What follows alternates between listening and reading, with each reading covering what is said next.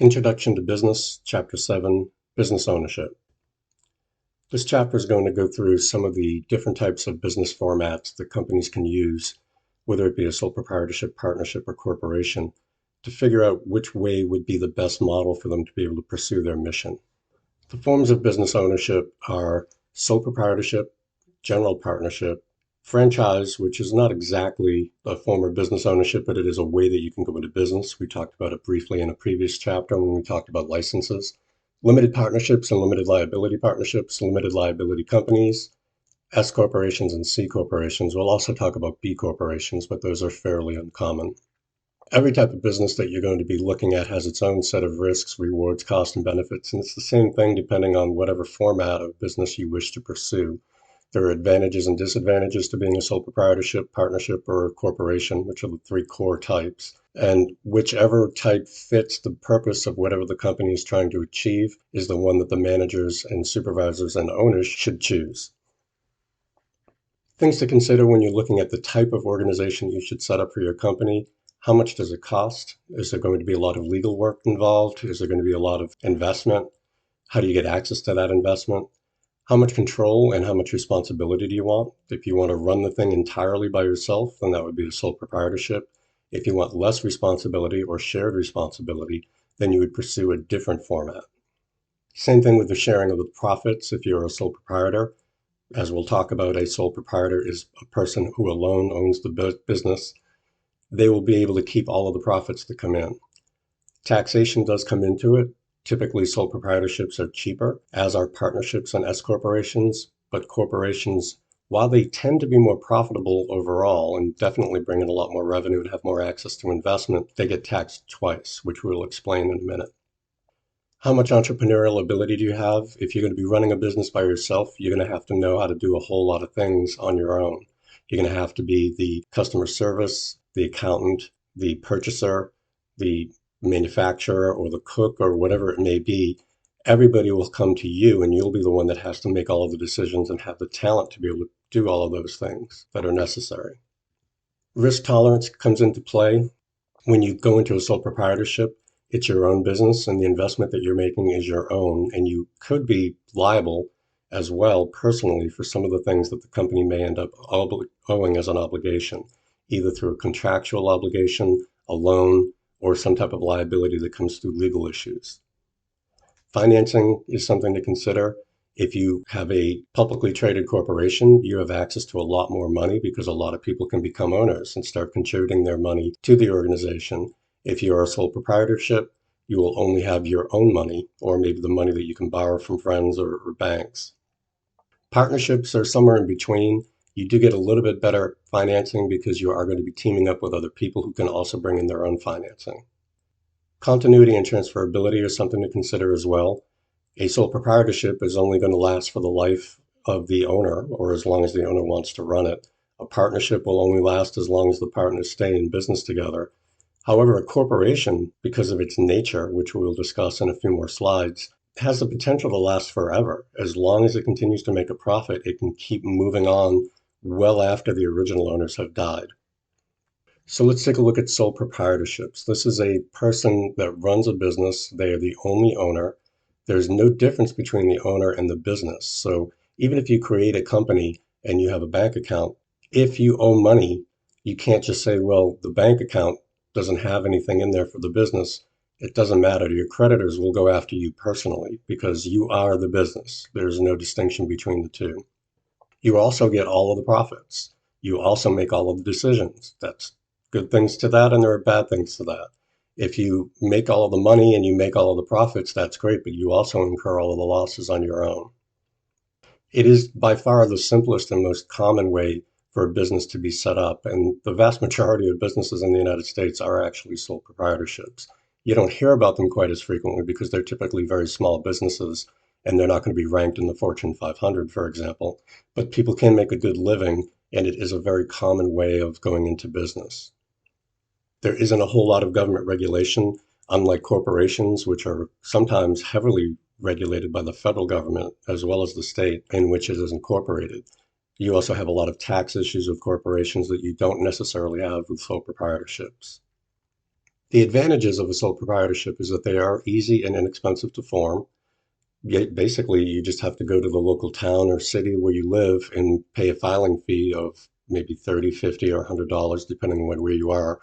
Make sure that the name that you're using is not going to be used by someone else, and then you can basically set up shop. As noted, all of the profits go to the owner, so if it's a very profitable company, you don't have to share it with anyone else. You have direct control of the business. You make decisions about when it's going to open, when it's going to close, whether you should expand, whether you should contract. Everything is basically up to the owner. As I said, there are minimal regulation. You may have regulations depending on the business that you're going into. I'm an attorney. If I opened up my own sole proprietorship, my own solo practice, I would still be subject to the regulations of the Board of Bar Overseers because I am a licensed attorney. If you are running a restaurant, you would be subject to the regulation of the city or town and the Board of Health to make sure that you're operating the restaurant correctly. If you're an accountant, you may need to be certified, etc. But there will be little regulation about the business itself, which is unlike a corporation. There would be a lot of oversight from the government for publicly traded corporations. For taxes, there is an advantage because you would only pay taxes once. The profits that come from the business are passed right through directly to the owner, and the owner pays taxes as their personal income tax. So you get your IRS 1040 or your DOR Form 1, and then you just pay taxes as if you would if you had a job getting paid by someone else. It's easy to dissolve a sole proprietorship. If you don't want to be in business anymore, you just stop conducting business. You sell off your assets and cash out. You can also have a high level of secrecy. So if you have any kind of patent or secret way of doing business or some new development that gives you an advantage, you don't have to share that with anyone, even a partner. The disadvantages are that you have unlimited personal liability.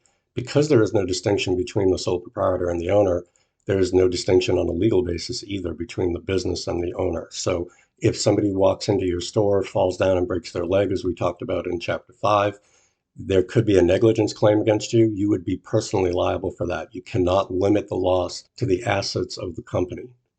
You may have difficulty raising capital as well because it's going to be dependent upon how much money you can come up with on your own. If you go to the bank and say, hey, I want to take out a loan to start a business, you have to remember that the bank may not be really excited to lend you the money because you have no company yet. There's nothing to really base it on. You may have to put up collateral, which could include a car or a house or some other equipment, which, if the business goes south, you could end up losing. You do need to have diverse skills. That could be a disadvantage if you do not have diverse skills. You have to be the accountant, you have to be the finance executive, you have to be the marketing, the advertising, the customer service. You have to sweep the floor if there's nobody else working there to do it. You have to pay the rent, find the place to go, figure out what your market is going to look like. There's a whole lot of work that goes into it. And I know a few people who have run a sole proprietorship, and after they started running it, I didn't see them very much because they were working 50, 60, 70, 80 hours a week sometimes. You could also have trouble finding qualified employees, very similar to why you would have difficulty raising capital. Who wants to go and work for somebody that just started out a company that doesn't have a lot of resources? As I said, there is also a huge personal time commitment because you do need to have all those skills, but you're the only one there to be able to execute them and use them. And you could have kind of an unstable business life. There are a lot of sole proprietors, but there's also a lot of sole proprietorships that fail. A partnership is defined in your book. I'm using the actual definition from the Massachusetts General Laws, Chapter 108A, Section 6. It is an association of two or more persons to carry on as co-owners of a business for profit. So if you and another person have agreed to own and run a business jointly to make a profit, you are a partnership. It would make a lot of sense for you to put that into writing. But there are cases where even if you don't have a written document that says what your partnership obligations are, you can then go to court and say, look, I'm a partner. Or sometimes you may want to argue that you're not a partner. And the court will find out if you carry on as co-owners. If one person had all of the business decisions and the other one did not, then it may not really be a partnership if it didn't act like one. You have to act in a way that satisfies that definition. Now, why would you not want to be considered a partner at law? Well, partnerships are similar to sole proprietorships in that the liability goes to the person, not to the partnership. If you have a company that makes a lot of money, then you have two people that may or may not be partners. The other one, who probably is being excluded, would want to argue that they're a partner, because if you're a partner, you get an ownership share of the profits. On the other hand, if the business is doing badly, you might want to argue that you're not a partner. The other person had the ability to make all the decisions. They never listened to you. They didn't treat you as a partner. And therefore, if you're not a partner, you wouldn't owe the debt that the partnership or the business itself is liable for. No, it does say two or more people who share ownership and responsibility. It could be dozens, it could theoretically be hundreds. Most of the time, it's only a handful of people, because when you get a lot of people in a partnership, it becomes more and more complicated to manage. Each partner contributes to the aspects of the business. They are co-owners. They will donate money or invest money. They will potentially donate or buy property. They will give their labor and their skill together, and they owe a fiduciary duty to all of the other partners. If the partnership happens to break up, or you don't want to be a partner any longer, your other partners would have to buy you out. And you would very wisely put all of this into writing, so that if you do donate money and property at the beginning, when it's time to cash out, you have to have that documented, so it would be easier for you to figure out what your take is before you leave. Each partner shares on the profits and losses of the business. The easiest way to do it is to do a 50-50 split with two people, or a one-third split with three people, or a quarter split with four people. You may have unequal shares, however. Sometimes that does result in bad feelings between the partners. Sometimes if you have an equal share and one partner seems like he's doing all the work and the other person isn't, then there could be some hard feelings that way too. So unlike a sole proprietorship, you do have to deal with other people, which by definition makes it more complicated. There are a couple of types of partnerships that you should be aware of. A general partnership is kind of the main type of format. What you do is you've got two or more people in business to make a profit. Everybody is involved. Everybody is a co-owner. People put in for their profits, their liability, the management duties. They are all split among the partners. If you have an unequal distribution of profits, then the percentages to each partner should be put into a partnership agreement, because it would be very complicated to prove that in court without anything in writing. A limited partnership is a different flavor of a general partnership. And generally what you need to do is you would have at least one general partner who has the unlimited liability, and then you would have limited partners. What they do is they are not really co-owners in the sense that you would be in a general partnership. They may not really have much to do with the business at all, other than the fact that they've invested money. These are sometimes referred to as silent partners. They're silent partners because they don't have the ability to make management decisions, but they're partners because they put money into it and they expect to get paid back on their investment. It's more complicated than a general partnership, and it does allow people to have some type of limited liability while being in a partnership. It can afford a greater amount of financial resources at the setup or outset of a partnership, because people who don't want to do all of the work, they think you have a good pitch, you have a good idea, they'll be willing to put their money in. So you'd have access to more money to hopefully help make your company more successful. To form a partnership, you would go to the Secretary of State. There is paperwork that you can fill out. On the supplemental slides that I've posted on Moodle, you can take a look at the actual website. So if you just had a curiosity and you wanted to see what it looked like, all of the forms are available at the Secretary of State for Massachusetts.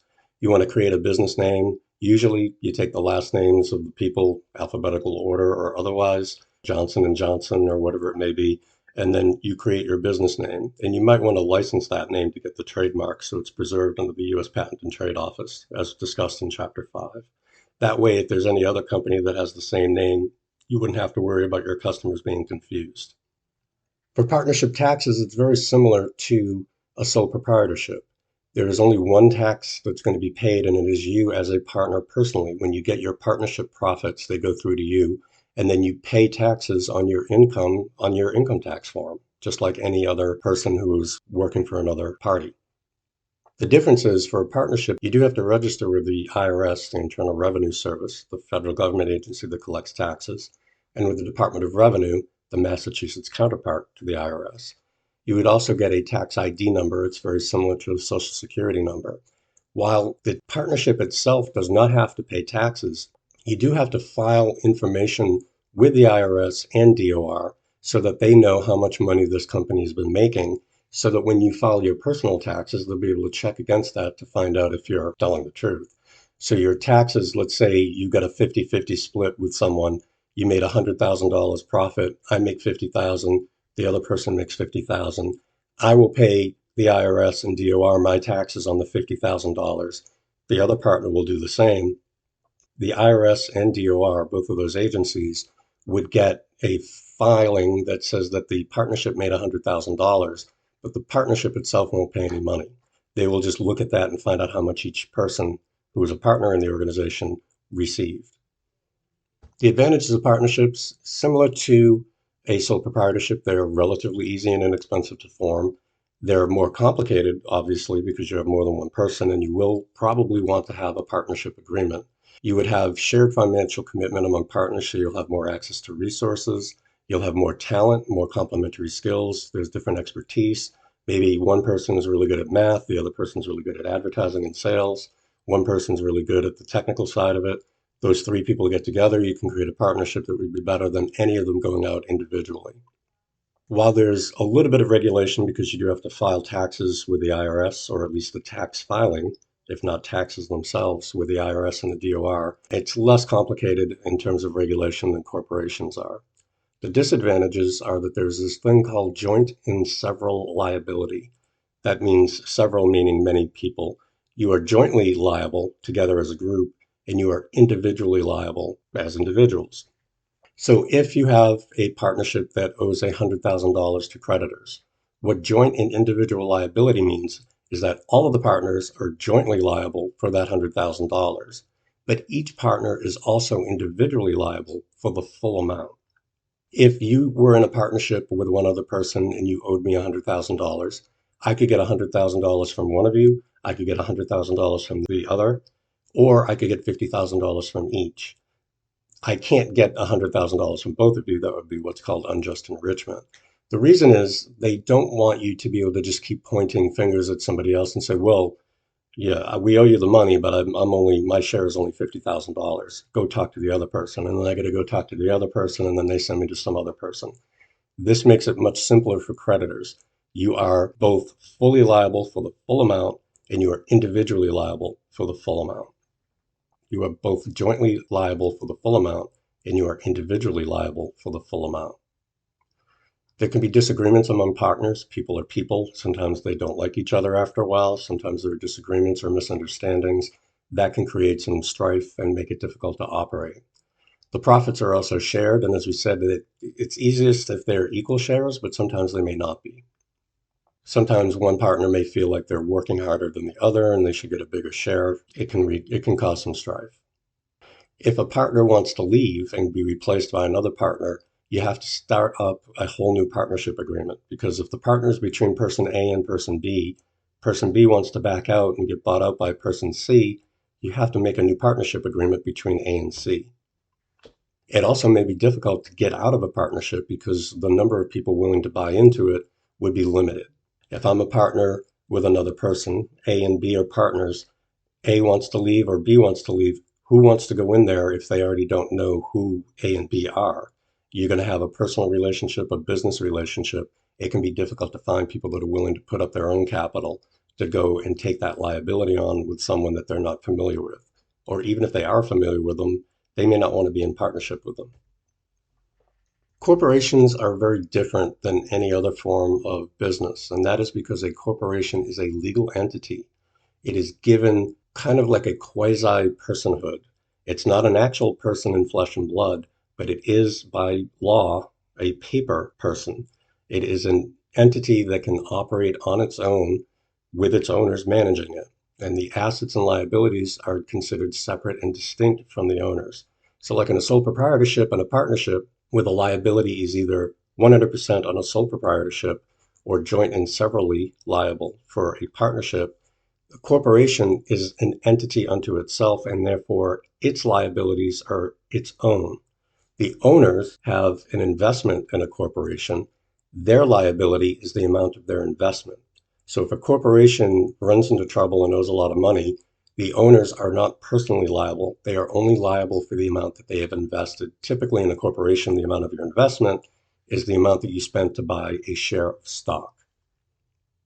A corporation does have a lot of the rights, duties, and powers of a person. It can buy and transfer property. It can enter into contracts. It can sue and be sued in court.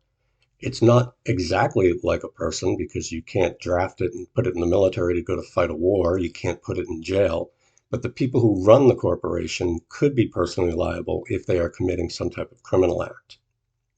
Corporations, although they are a minority of all business entities, they are the majority of most US sales and income, sales meaning revenue.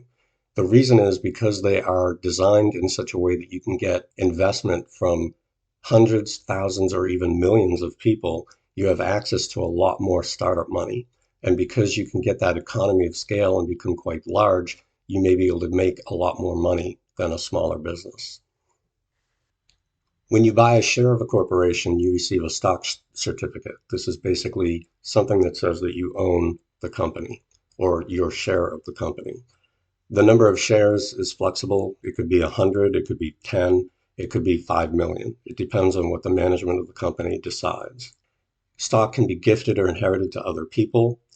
Dividends are basically how you get paid. So if I'm a sole proprietorship and I make a profit, I just take the profit and report it on my taxes and I'm done. A corporation takes the investment, sets up the business, does its business operations, and then it brings in the revenue. And after expenses, if there's a profit left, it gets paid out as a dividend, which is a dollar amount per share. So if the company that I have ownership in pays $1 per share and I have 10 shares, I just made $10. If I have 1 million shares, I just made $1 million. If you want to create a corporation, the incorporators are the ones who actually start the process.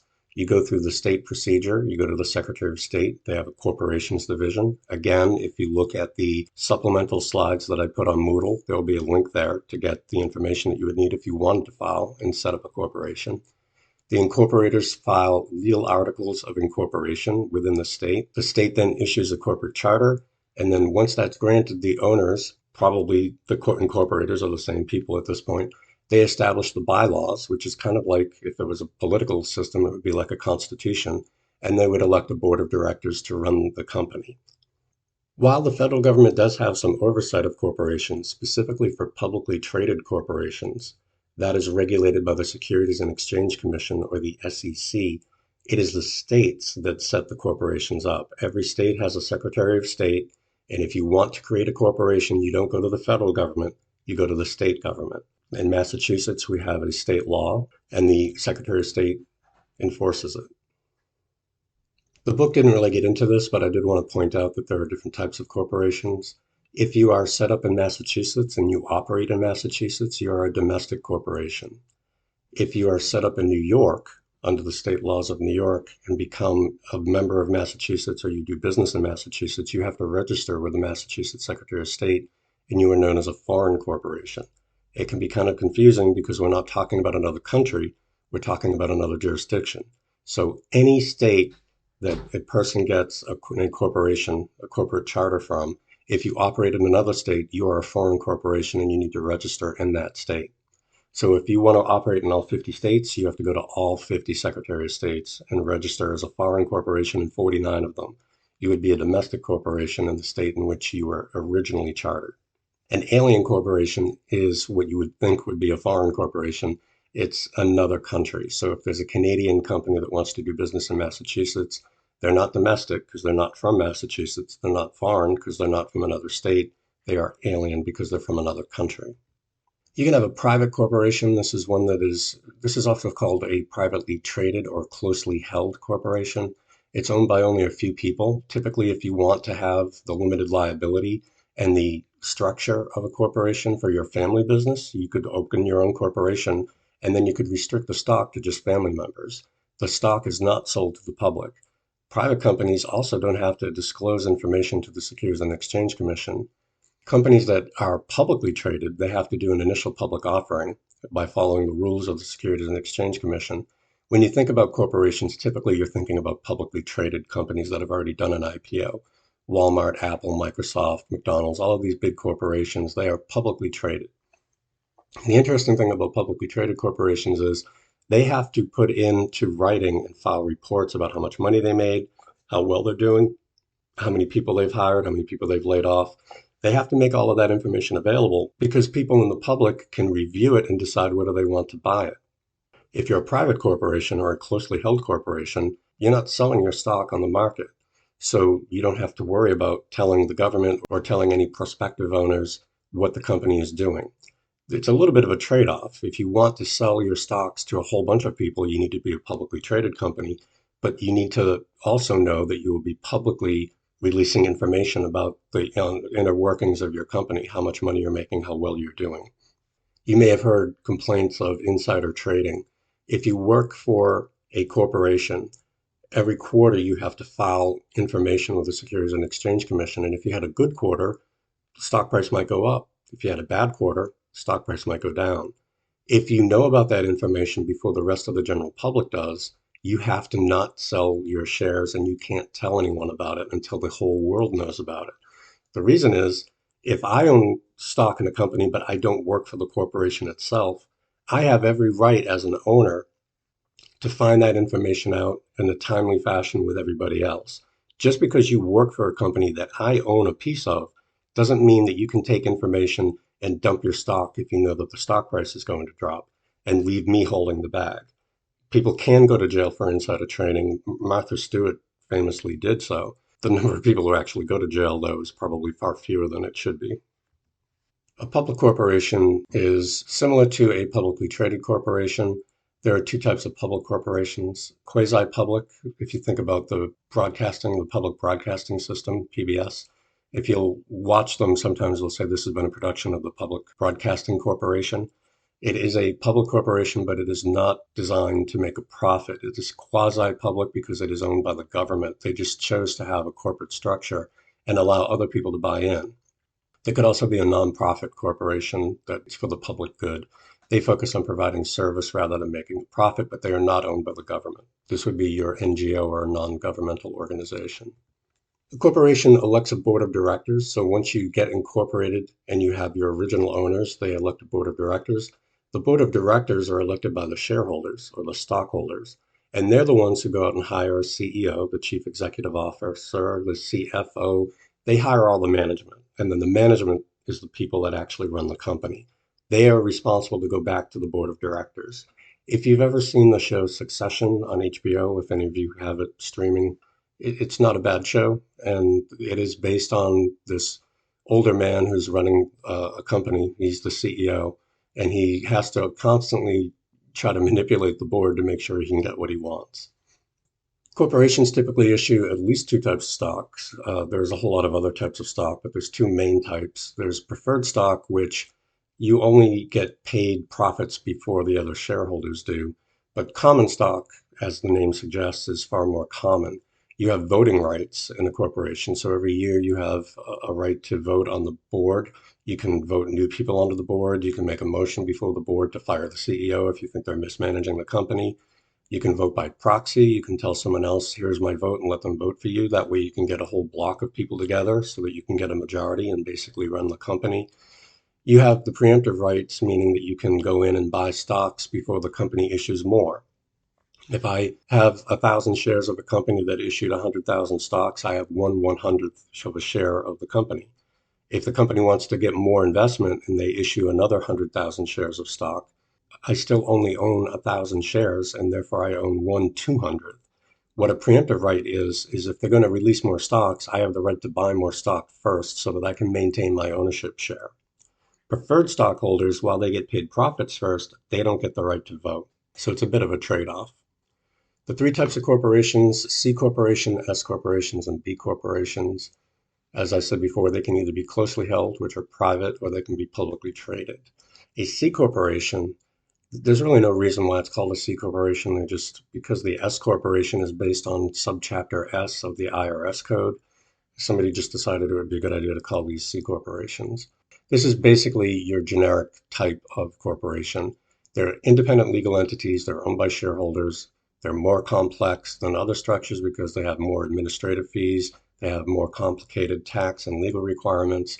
They're a separate tax-paying entity, unlike sole proprietorships and partnerships.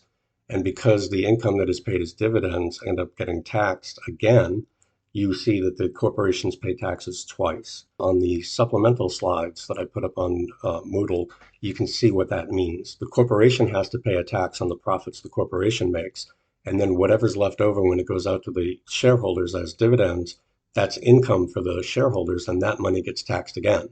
So why would you want to do something that gets taxed twice? That would be much more expensive. That is true, but these corporations are so big and they make so much money that it's worth it for them. You can see the examples here of C corporations, Microsoft, Boeing, and Apple. The advantages and disadvantages of corporations: limited liability. If you invest in a company, you don't have to worry about losing your own money. Other than the money that you've invested in the company, you can only lose your stock. You can generate a lot of capital, particularly through these publicly traded companies, because you can sell stock pretty much around the world. You have corporate tax treatment, means the corporation files their taxes separately. The shareholders only pay taxes when they get dividends. It could be attractive to potential employees, especially if the corporation has been around for a while. And as I said before, as long as a corporation makes a profit, the original owners don't have to be around any longer.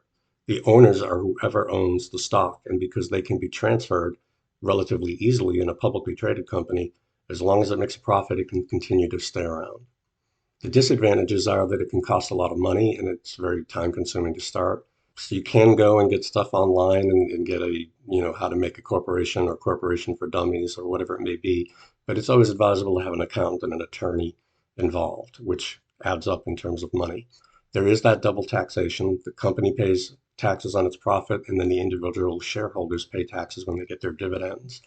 Publicly traded companies also have to disclose your information to the public, as I mentioned before, through the Securities and Exchange Commission.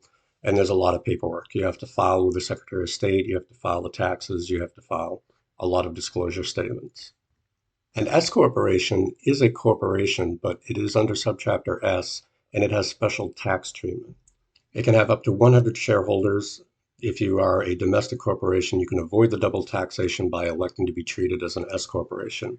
You may think that it's almost like a small business exception. If you want to be a corporation and you have fewer than 100 shareholders and you're domestically held, then you can elect to become an S corporation, and then you do pass-through income just like a partnership.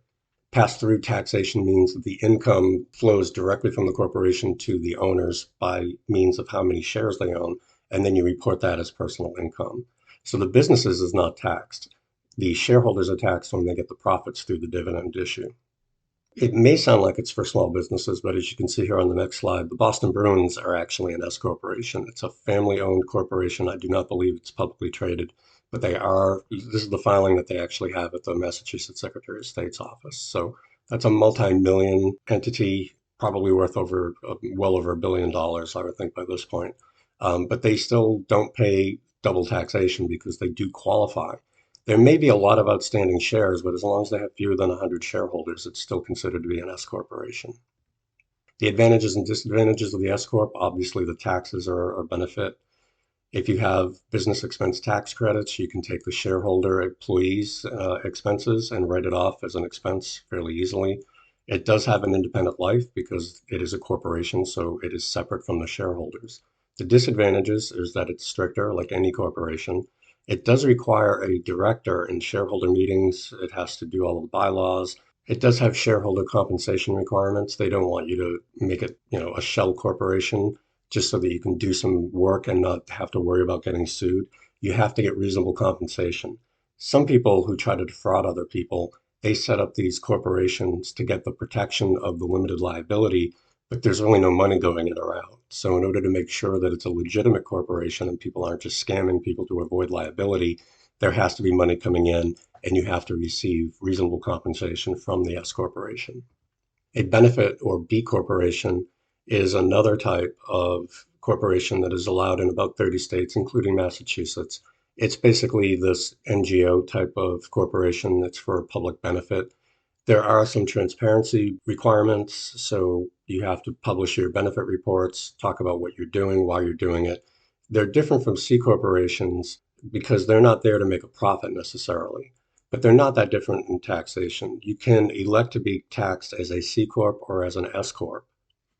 The advantages and disadvantages of B corporations: you can protect your mission, your reputation is probably higher because you're perceived to have a public benefit, and you can create some value from employee engagement and customer loyalty. The disadvantages, just like any other corporation, you have reporting requirements. You do have to maintain fees and pay them every year or annually. And you are required under Massachusetts law to have a benefit director to ensure that you're meeting the stated public purpose of this B Corp. As I said earlier, it's not really a very popular form of business, but it is one opportunity or one option that is available. Now, if you don't want to be a sole proprietorship or a partnership, but you want the limited liability of a corporation, what you could do is file with the Secretary of State a $500 fee and fill out some paperwork, and you would be a limited liability company. This is kind of a hybrid business structure. You could be an LLC if you're just a group of people, if you're a sole proprietor and you want to have limited liability. It does give you the limited liability as a corporation, and you do get tax efficiencies because it is taxed like a partnership or a sole proprietorship. Profits are passed through to the owners or the shareholders. They're not shareholders like they are in a corporation, they are members, and the members get the profits passed through to them as personal income, so they only pay taxes once. The advantages of an LLC is limited liability. That's pretty much the only reason most people would go for it. There's less record keeping than having a C or an S corporation, and you do get to share profits as you see fit. You don't necessarily have the same restrictions with shareholders. So it's more like a partnership in that regard. The disadvantages, limited life, it's not a corporation. So the owners, the founders of the company, they have to figure out how long is it going to stick around, and if they leave, is it going to remain? You have to pay the self-employment taxes. So you have to pay quarterly taxes, but you also have to pay self-employment taxes for Medicare and Social Security. So it does make your personal taxes a little bit more complicated. One thing about being an LLC is if you go to get a loan, you have to tell the bank that your company is LLC, whether it's Acme Company LLC or Smith and Associates LLC. You'll see that in a lot of the formal documentation. And the reason is, in order to get money from somebody, if you're going to borrow money from a bank, they need to know if you have limited liability or they can go after you personally. If the only assets that they can go after are company assets, you may not have an easy time borrowing money. If you're an LLC, they'll know that whatever they're trying to recover is limited to the assets of the company. And it is a requirement that you put LLC in your name. Now, in a lot of advertising and marketing, that may slide, but definitely in filings and for loan applications and the like, you have to disclose that you are an LLC. An LLP is very similar. It is another vehicle. It's only about 30 years old. The Secretary of State of Massachusetts allows an LLP. This is basically a partnership where you can have limited liability. So you don't necessarily have the one partner, the one general partner being liable for everybody else. It can be just a partnership. And if you want to get limited liability, you pay the fee to the Secretary of State. They publish your information so that people can find out who you are. You don't have to deal with the double taxation. You may be liable for negligence and wrongful acts, errors or omissions if you're doing anything intentionally to cause harm to someone else. But if you're just talking about losses and profits, you will not be liable for the losses outside of your investment in the partnership. The advantages and disadvantages of an LLP: single taxation, it's passed through, just like in the other forms that we talked about. You do get the limited liability, and there's some flexibility. You have the partnership capability to make whatever agreement you want, and you get that limited liability by filing as an LLP. They are relatively unstable when you're looking at disadvantages in terms of life, because as I said, if one partner leaves, it destroys the partnership. You have to reestablish it. It's recommended that if you form an LLP, you should have a limited liability partnership agreement, because that can have an impact on whether or not you are consulted for business agreements or how the liability will play out in the long run. So after we've reviewed sole proprietorships, partnerships, general partnerships, limited partnerships, corporations, C corporations, S corporations, B corporations, LLCs, and LLPs, here's a chart that just shows the three main types of business formations. One is corporations, partnerships, and sole proprietorships. Under sales, you can see that 83% of all sales of all businesses in the United States are from corporations. Only 4% of all business transactions are from sole proprietorships, and 13% of all sales are from partnerships. Go to the far right, the number of sole proprietorships is 72%, and corporations are only 19%. So almost 3/4 of all businesses in the United States are sole proprietorships. Only 1/5 are corporations. yet corporations make 83% of the revenue. That's because corporations have an advantage because of the size. They can get so much investment from so many people that they have a huge scale advantage over the smaller companies. But the pie chart in the middle is kind of interesting because that's about net income. Net means essentially profit. Even though they make 83% of the revenue, their net income is only 67% of all of the businesses in America. Even though sole proprietorships are only 4% of revenue, they have 10% of the profits. And the same thing with partnerships. Even though they're only 9% of partnerships, they only make 13% of the revenue. They have 23% of the profit. What does that tell you? Well, to me, it tells me that small businesses are probably more efficient. They have the ability to make decisions quicker. There's fewer people to worry about. They don't have stockholders banging at their door saying that they need to do this, that, or the other thing to make sure that they get the return on their investment. They can focus more on the business and cut out a lot of inefficiency. And therefore, proprietorships make basically 2.5 times in terms of net profit what they bring in revenue, while corporations actually make about 20% less. A franchise is another form, not necessarily of a business, but is a business opportunity. And we talked about it a little bit earlier when we did the licensing issue. Franchises are a business model that you can, as a franchisor, the person who has the idea and the concept, you license the trademark and the business methods to the franchisee, some type of independent entrepreneur, and they will go ahead and run the business for you on your behalf. For the franchisor, the franchise is an alternative to doing direct investment and spending a lot of money expanding. You're basically just paying people, or you're being paid to let people license your business process and your marketing materials. So as I said, it's a franchise is a license to sell someone else's products or even their services, according to how they've discovered them or described them, to use another's name in business or both. The franchisor is the company that sells the franchise, and the franchisee is the buyer of the franchise. I put up a list of something from this franchise business review, just to give you an example. Christian Brothers Automotive, you can have an automotive service. You need to have at least $85,000 to start. You're going to have an investment of about $500,000. Cruise planners, a little bit cheaper. You need 10,000, 11,000 up front, between 2 and 20. Dreammaker Bath and Kitchen, they're looking for between 200 and 300,000 with 150,000 up front.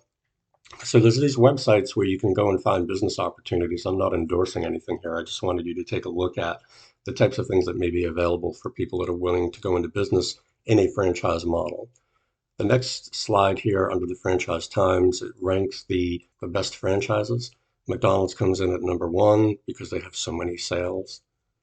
That's $118 billion in sales with 40,000 locations.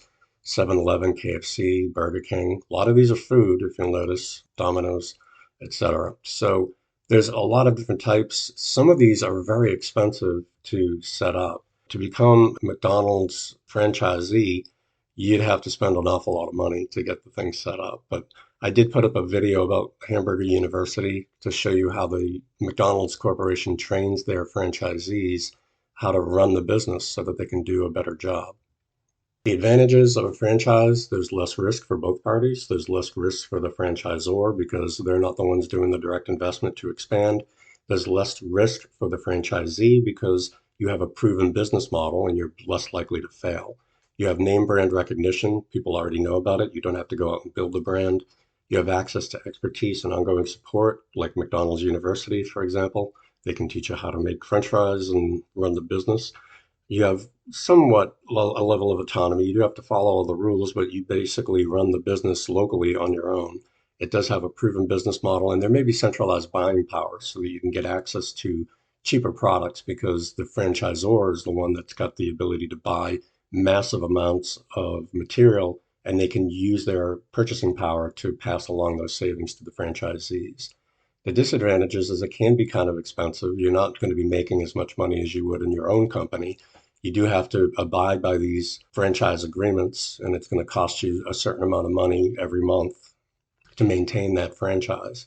It's an unequal partnership. The franchisor is the one setting the rules, and the enforcement, you have to follow the rules by the franchising authority. The restrictions on purchasing, if you have a store, you may not be able to buy things outside of what that company tells you you can buy. If you want to run a McDonald's or a Dunkin' Donuts and sell things that you've made on your own, or some friend of yours has a product that you'd like to sell, you probably won't be able to do that because they don't want to diminish the brand by having you sell something that may be perceived as an inferior product. For the franchisor, the advantages and disadvantages are there's access to capital and growth. You don't have to put all that money up for yourself. You have cash flow for operations because you collect money from the franchise fees up front. And because of the economy of scale, you're much larger than you ordinarily would be, and you don't have to really spend all that money to get that size to get all these extra customers. The disadvantages are when you hire a franchisee to run your company, they better do a good job or it's going to reflect badly upon you, and you may not have a great amount of control over it. The trade secrets, because you're letting know what the secret herbs and spices are at KFC, somebody may be able to steal that from you. You're opening the door to a whole bunch of people that don't work directly for the company. They have a licensing contractual relationship. You can also have overexposure and brand dilution. They call that cannibalism. When you have a franchise on both sides of the street, you're just taking customers from each other. The next slide shows you how many Dunkin' Donuts there are in Boston because I know that where I work, there's at least three that I can walk to within 10 minutes. Now, Dunkin' Donuts isn't that bad because of the nature of the business. If you had that many McDonald's or Burger Kings, that would be a problem. And if you think about it, how many times a day or a week would you go to a McDonald's or a Burger King? At best, once, I would hope. For Dunkin' Donuts, people can run in and get a cup of coffee in the middle of the day, in the morning. They can grab a bite to eat at night. It's the type of place that you may go to multiple times, and therefore having a lot of locations probably isn't that bad from a business cannibalization perspective. Another way that businesses operate, not necessarily the formats that we are talking about before, but two companies can merge. When you have two different companies, they were operating as independent entities, they merge together to make one new company that didn't exist previously, and the original companies don't exist any longer. Mergers can be either horizontal or vertical, which we'll talk about on the next slide. But before I go into that, the reason that companies either do an acquisition or a merger is acquisitions we'll talk about in two slides. The reason that they do it is to expand their customer base. If you've got Coca-Cola and Pepsi, they pretty much dominate the cola market. Pepsi, probably 15, 20%, Coke, probably 70%, somewhere around there. You've got so many customers, you can't get any more. How are you going to get more customers? If you're a local company or you're a domestic company in the United States and you've already marketed to the entire country, how are you going to get more customers? If you don't have more customers, you can't grow. When you merge with another company, you're getting their customers. So if Coke and Pepsi merge together, they probably have a monopoly and they wouldn't be able to under the Sherman Antitrust Act. But if they did merge together, they would get all of those customers combined into one company. And you would have two CEOs. Well, you don't need two CEOs, so you can fire one of them. You don't need two CFOs. You can fire some of them. You can hire as many people as you need that is appropriate, but you're going to be ending up laying off a whole bunch of people that are now in redundant positions. So you can expand your share of the marketplace. You can get more consumers and you can cut costs because you don't have to replicate everything in two separate companies. The types of mergers that they talk about are horizontal. A horizontal merger is when you have companies in the same industry. You consolidate that in the same market space, and it typically is common in firms where you have a lot of competition. So if I want to get, a bigger stake in the market, I can merge with another competitor. A vertical merger is when two organizations that don't do the same thing merge together, and it's typically a buyer seller. It's vertical meaning up and down, so you could have an end retailer merging with a middleman or a manufacturing concern just to streamline everything and again get some efficiency here so that they can make some more money. An acquisition is when one company simply buys out another company completely. They can purchase a corporation by paying them stock, or they can give them enough money to buy out their ownership interest. That's when a bigger firm buys typically a smaller firm, and then you just kind of absorb them into it. And it's the same purpose. It's to get more customers and to become more efficient because you can expand your customer base without having redundant staffing requirements. The reasons for mergers and acquisitions, you get good staff. Every company has good workers and bad workers. When you merge or acquire another company, you can keep the best and get rid of the ones who aren't performing as well. You can get access to funds and other assets for new development. If your business was underperforming, hopefully you could get bought up by somebody else who has an interest in it. If your business is underperforming, they're not going to buy you out for very much, unfortunately. You can get more customers, which I've mentioned previously. You can diversify products. If I am a company that makes soft drinks and I buy a company that makes snacks, that might be a pretty good idea. That would be a horizontal merger, side to side, two different companies doing different things, but with a similar consumer base that you could reach out to. You could reduce costs and overheads through shared marketing, reduce competition by buying them out or acquiring them, and then have some other levels of growth because it wasn't available to you before. The last slide that we're looking at has forms of business ownership, and I'm not going to go through it here, but it does do sole proprietorship, partnership, LLC, LLP, corporation, and S corporation, and it just tells you regulation, taxation, expertise, etc. So if you study that up and you look at these and you can answer those questions on your own, chances are you'll probably understand what these models are and be able to answer the questions on the quiz. That's it for tonight. We'll do chapter 8 next.